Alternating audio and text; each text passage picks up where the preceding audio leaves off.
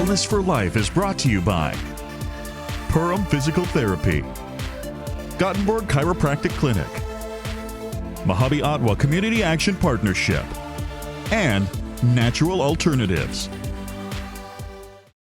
Welcome to Wellness for Life. We're at Mojave, Ottawa, and we're talking about energy assistance, free energy assistance. So what does someone have to do to get qualified for the free energy assistance program?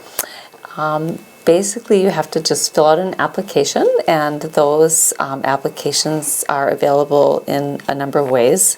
You can either contact one of our offices and request an application be sent to you. If you were on the program in the previous year, you'll automatically get an application in the mail that you can fill out, sign, and turn in. Or you can go to our website and download an application and print it and send that in. Okay, how long have applications been available for, and when are they due?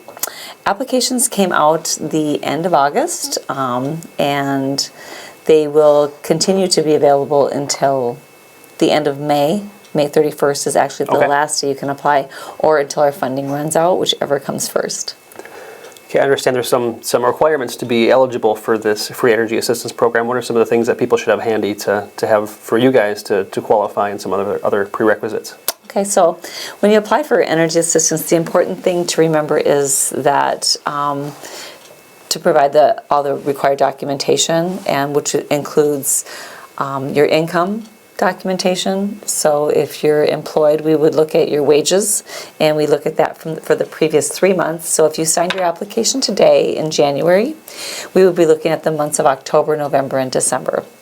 In addition to that, we require copies of an electric bill and your connected utility bills. So if you heat with natural gas, we would want one copy of each of those, just so we can verify account information. Okay. What are some of the things that people get with this? Like if they have a wood stove, or do they qualify, or do they need a specific type of heat, or what are the requirements there? That's a really good question. All heat sources qualify. So if you have heat 100% with wood, you qualify, but your money would go to the electric vendor, is how that would work. But all heat sources qualify. Then to get a refill, do you have to be completely out of that energy source, or what do they do there? Well, when you qualify for energy assistance, the money is automatically sent to your vendor. And so, for instance, if you qualified and you received the maximum grant, and you had your entire grant go to your propane vendor, for instance, so the maximum grant is $1,400, you could just go ahead and call your vendor to get a delivery until that money is gone.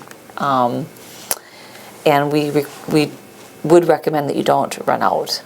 Right, especially on the weather we've had recently with cold winds and sub-zero temperatures. And it costs, nice to have that. And it just costs a lot more once you run out, because there's other charges that are assessed by the vendor if they have to come out, if they have to do an emergency fill, have to do a leak test, and those things. So your energy assistance will go much further if you plan. Okay, what are some of the areas you service? I see on here Becker County, Hubbard County, Mahnomen, Otter Tail, and Wadena. What are some of the central hubs in those counties for Mojave? So we do have offices in all 5 counties. Becker County, of course, here is in Detroit Lakes, and we have an office in Mahnomen. And Hubbard County, we have an office in Park Rapids. We have an office in Wadena, and we also have an office in Fergus Falls. And all of those offices are staffed with energy assistance. So let's say something happens in the evenings or on the weekends. Your furnace goes out, you run out of something. It's still available 24 hours assistance that way on the weekends and evenings? That's a really good question. If you're at home on a Friday evening and all of a sudden you notice that it's cold in your home and your furnace isn't working, we do have an emergency phone line. It's basically just our phone line here in Detroit Lakes, or if you can call any of the offices, you'll be directed to this number, and that is 1-888-458-1385, and staff are on call evenings and weekends. We do man the phones up until 9 o'clock at night, and then we do check them again at 6 o'clock in the morning on the weekends. So always just leave a message and somebody will get back to you. Okay, and applications are online on the Mojave website. It's www.mojave.org for Mojave Energy Assistance.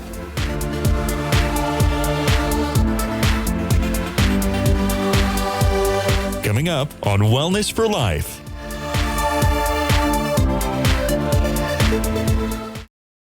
Hi, my name is Ernest Hutta. I'm the owner and director of Natural Alternatives in Monaga, Minnesota.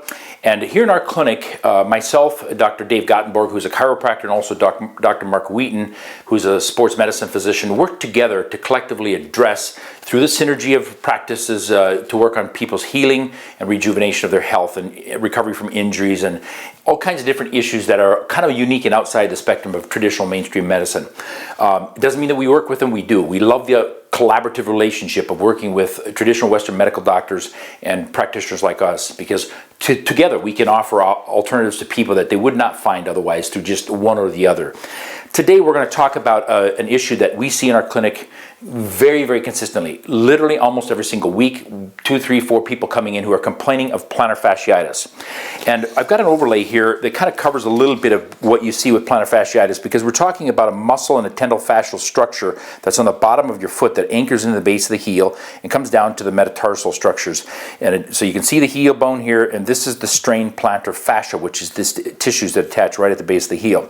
Left unattended for long periods of time, ultimately people will develop heel spurs. And when they come on the bottom of the foot, so visualizing here physically, they'll end up with a heel spur in here, and on an x-ray it looks like a hook. So visualize a bone spur coming up off the bottom of the bone and anchoring towards the front of the body, tied into this whole plantar fascial structure. And the heel spur comes because of constant traction. So we call them traction spurs. So imagine an injured muscle that is under contraction. It's just torquing and pulling all the time at the heel, where there's a readily available source of blood supply, and ultimately you will create a bone spur. So how does plantar fasciitis compromise people's lives? Well, it can be extremely painful upon rising in the morning. You get up and you go to put your weight down and ooh, your feet just hurt. People complain of intense pain in the heel just trying to stand. It can make the four-toe structure ache and hurt, or also when they try to press off of that, like walking or doing stair steps or anything like this, intense pain that they can feel through the entire arch as the pressure is laid on the forefoot. And again, pain up into the heel because it's pulling again at these attachments where many times there's bone spurs there. So our goal here is again to trace more than just one area of structure that could be compromising it and creating it. And so what else can be involved that's beyond just the plantar muscle itself that can cause people to have pain in the plantar muscles in the bottom of the foot? So tied to the microcurrent therapy, I'm actually splitting the channel. These two are at a positive, these two are negative, and I'm actually also coming up into a muscle in the back of the knee called the plantaris. In one of my earlier overviews, I did a session on knee pain and knee problems that are associated with this muscle called the plantaris.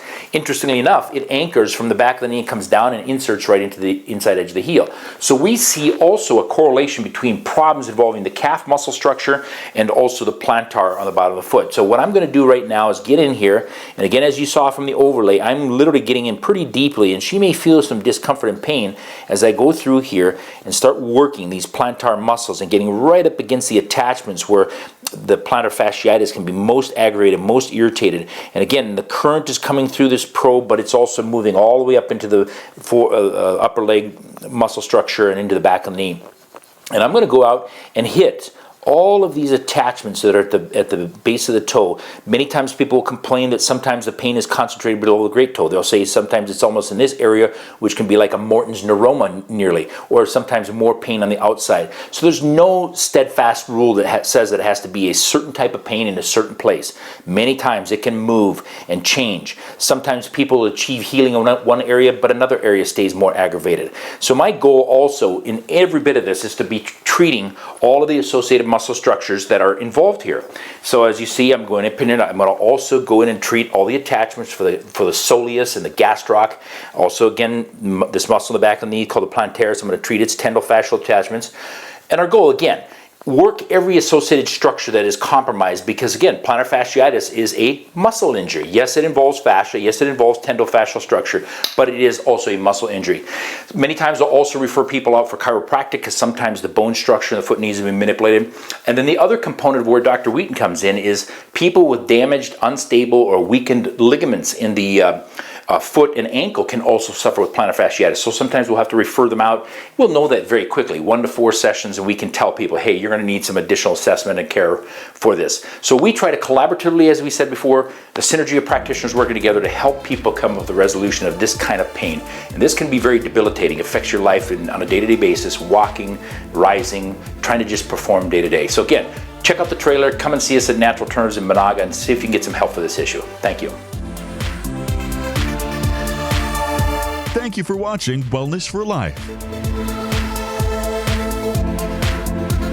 Brought to you by Perham Physical Therapy, Gothenburg Chiropractic Clinic, Mojave Ottawa Community Action Partnership, and Natural Alternatives.